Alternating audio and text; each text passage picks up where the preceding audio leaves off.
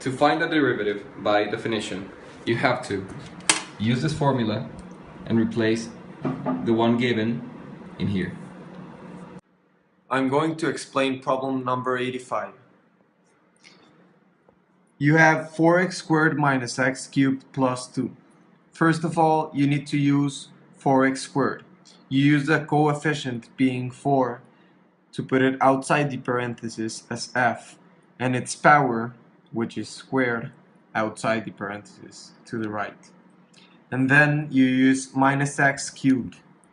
You put the negative sign here and its power outside the parentheses. And then your whole number just alone in there, plus 2. And then you subtract f of x, which would be the whole formula. And you put all of this over x. Then to solve x plus h squared minus x plus h cubed, in order to expand it, you use these formulas. A plus b squared equals a squared plus 2ab plus b squared, but applying x plus h. And then the same with a plus b cubed. A cubed plus 3a squared b plus 3ab squared plus b cubed, applying it to x plus h. Then you get these, and you apply the negative sign to all of the elements in these parentheses, and you get this. Then you multiply each of the numbers, being 4 times the whole of this. 4 times x squared equals 4x squared. 4 times plus 2xh equals plus 8xh, and 4 times h squared plus 4h squared. Then the same you do with the negative symbol over here, and then this x cubed, you put it on negative, and then minus 3x squared h minus 3xh squared and minus h cubed. Then you write on the rest of the numbers. Then you cancel out all the common terms. 4x squared with minus 4x squared, minus x cubed plus x cubed, and then plus 2 minus 2. Then you get the remaining terms over h. Then you cancel out the h on the bottom and and 1h per term on the top.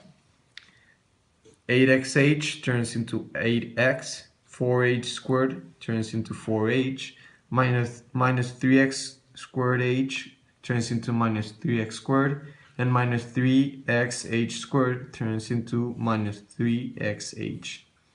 And minus h cubed goes to minus h squared. Then, since your limit is approaching 0, approaching 0, you replace all of your h's with zeros. Then these turn into zeros and you eliminate them, and the remaining terms are 8x minus 3x squared, which would be your answer. Okay, right now we're gonna solve the problem number 1 in the lab, that is to find in the functions a whole at x equals 2. So we have a multiple choice of 4 answers that we can find out. We need to have one and cancel the other 3. How do we find out which one is the one? The first one, you don't have nothing to cancel out in the top, so it can be a whole, so this one is not. The third one, it doesn't have anything in the bottom, so we cannot cancel out for finding a whole. And on the fourth one, you cannot cancel anything on the top nor in the bottom. The second one, you can have the common factor taken out, and then you can cancel out. How to verify if this function has a whole in it? Well, first, you need to go in the part on the top and get the common factor taken out so we can cancel. And this is gonna be your answer. And the bottom part, you get the common factor that is x taken out, and this is gonna be your answer. As if now we have two equal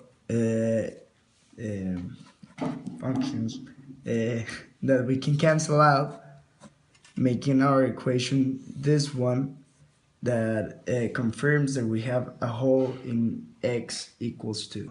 Now you cancel, you can have your equation moving out to clear out the x, You move out the negative 2 to the other side, becomes a positive 2, x equals 2, and that is going to be where's your hole at.